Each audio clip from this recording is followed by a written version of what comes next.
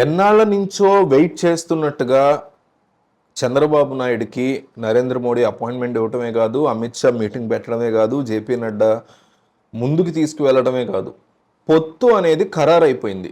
Just సీట్ల విషయంలో ఒక నెంబర్ కొలిక్కి రావాలి. మరికొన్ని గంటల్లోనే ఈ పొత్తుని అధికారికంగా అనౌన్స్ చేసే పరిస్థితి కనిపిస్తోంది. అయితే చంద్రబాబు నాయుడు ఇంత పర్టికులర్గా ఈ పొత్తు గురించి ఇంట్రెస్ట్ చూపించడానికి, స్టబ్బర్న్గా కాస్త మొండిగా కూడా ఉండడానికి ప్రధాన కారణం 2014 యొక్క మ్యాజిక్ని రిపీట్ చేయడమే. పవన్ కళ్యాణ్, నరేంద్ర మోడీ, చంద్రబాబు నాయుడు వీళ్ళ ముగ్గురిని చూసి జనాలు ఓట్లు వేయాలి.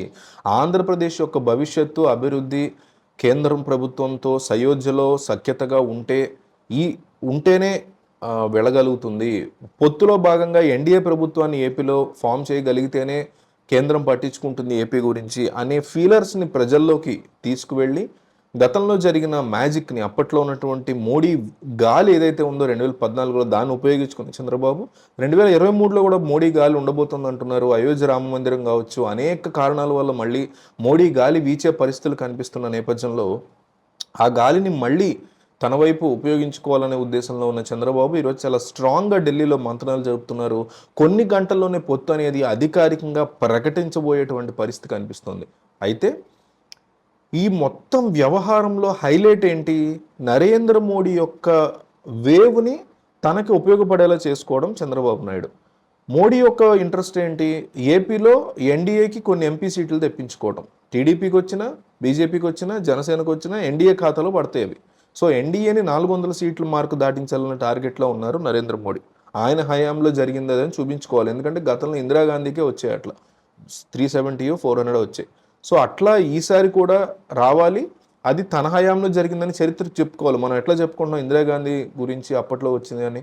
సో అట్లా చెప్పుకోవాలనేది ఆయన టార్గెట్. దానికోసమే ఆయన వస్తున్నారు, దీనికోసం ఈయన వస్తున్నారు.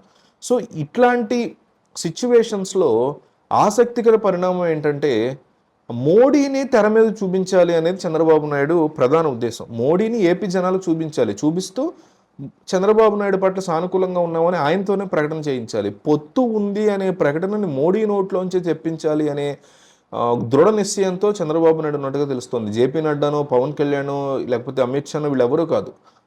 మోడీ అంతటా మోడీయే స్వయంగా ఆంధ్రప్రదేశ్లో మేము టీడీపీతో పొత్తులోకి వెళ్తున్నాం ఈసారి అనే మొట్టమొదటి ప్రకటన ఆయన ద్వారా చేయించాలి అనే ఫీలింగ్లో చాలా గట్టిగా ఫీల్ అవుతున్నారు చంద్రబాబు నాయుడు. చాలా గట్టిగా ప్లాన్ చేస్తున్నారని తెలుస్తుంది. ఇదే కనుక నిజమైతే ఏపీ రాజకీయాల్లో జనాల ఓట్లు ఎవరికి ఉండబోతున్నాయి రానున్న ఎన్నికల్లో మీరు చెప్పండి. ప్రజలు ఎవరికి ఓటైపోతున్నారని సర్వే సంస్థలు చూసినప్పుడు క్లియర్ కట్గా అర్థం కావాలి.